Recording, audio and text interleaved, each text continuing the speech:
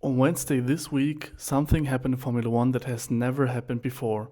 A luxury fashion house became the title sponsor of a Formula One team. Not a tech company, not an energy drink, not a bank, Gucci. 150 million black and gold livery and a team that will race under the name Gucci Racing Alpine from 2027. And this deal changes Formula One in a way I think that most people haven't even thought through yet. Let me break it down for you. So here are the facts. On May 27th, Alpine Formula One team announced that Gucci will become their title partner from the 2027 season. The current title sponsor, BWT, the water filter company with the iconic pink livery, their deal ends in 2026. From 2027, the team will be officially called Gucci Racing Alpine Formula One team. The pink is gone and in comes the black and gold from Gucci with the iconic G logo that everybody knows that will probably take up most of the car. The financial scale of this, the deal is estimated at around something between 50 and 60 million per year or per season. Over a multi-year contract with performance bonuses on top, the total value could add up to 150 million easily. And Gucci isn't just putting their logo on the car.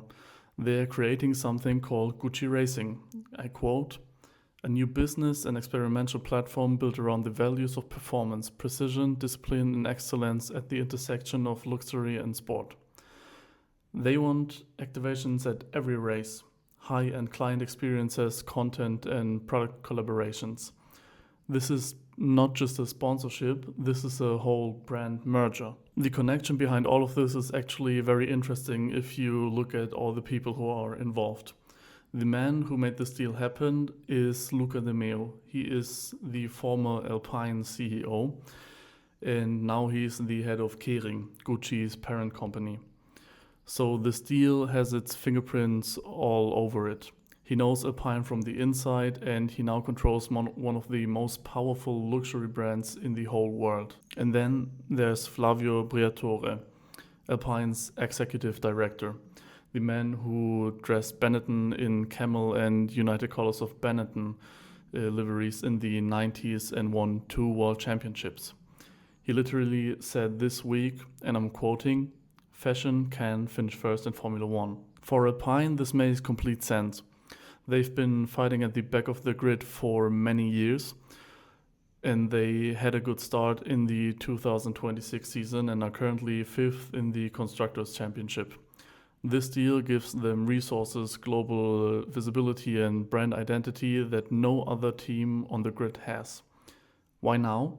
Because Formula One's audience has completely changed. Drive to Survive turned motorsport into something kind of lifestyle content, and the average Formula One fan is now younger, more global, and more interested in the culture around the sport than ever before. Gucci looked at the audience and obviously then said, "This is our customer." Here is where it really gets interesting, because I think this deal has implications way beyond just Alpine. Firstly, it proves that Formula One is now a legitimate platform for luxury brands, not just tech companies or energy drinks. Gucci isn't just doing this for the niche motorsport fans, they are doing this to reach a global audience who watches 24 races in 200 countries. The numbers really justify a $150 million investment. Secondly, it changes what the team looks like. Think about it, Gucci Racing Alpine, the mechanics dressed in Gucci products, the hospitality suite designed like a Gucci store, the car in black and gold, something very unusual, something you've never seen before. That's not just a racing team, that's a fashion house that happens to compete in Formula One. Third, Alpine said explicitly that they want to reach more female customers. They noted that women influence 70% of all car purchases.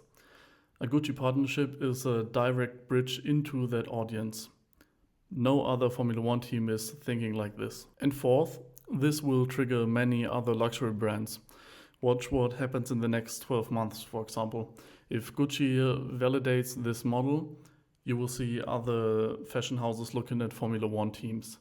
Louis Vuitton, for example, who is already owned by Louis Vuitton Moet Hennessy, the head sponsor of the whole Formula One racing series. Prada, who just entered their America's Cup involvement. This opens a massive door for many, many other brands. So here is my honest take, and I want to give you both sides. Money in Formula One is always good for competition. Alpine has been a midfield team for way too long. $50 to $60 million a year is a serious investment. That's engineers, that's development, that's potentially closing the gap to the top teams. And culturally, I think it's very exciting. Formula One is not just a sport anymore, it's a lifestyle, it's entertainment, and it's content. A Gucci livered car on the grid in black and gold is going to look really incredible between all these other cars. It's going to be talked about, it's going to bring new people to the sport who've never watched a race. And Gucci has a history of cars. In 1970, Gucci partnered with AMC to create a sports car. They've worked with Cadillac, Rolls-Royce, and Fiat.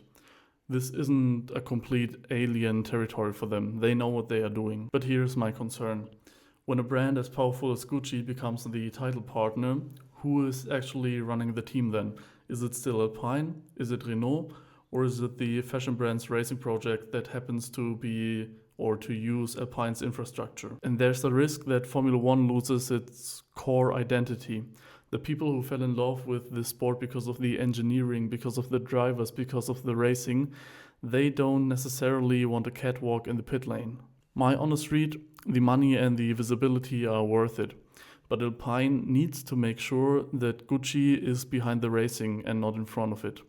The car still needs to be fast. That's the only thing that matters for a Formula One team at the end of the day. The Gucci Alpine deal is one of the most interesting things that has happened in the Formula One season outside of the actual racing. It's the first time luxury fashion has entered the sport at this level. It changes what Formula teams look like, who their audience is, and potentially what other brands will follow. Whether it works will depend on the results on track. If Gucci Racing Alpine is fighting for wins, this story is legendary. If they are still in the midfield or in the back of the grid, it'll just be the most expensive paint job in motorsport history. But what do you think? Do you think that Gucci in Formula One will be exciting, or do you think the sport is going into the wrong direction? Let me know in the comments. I will read every one of them.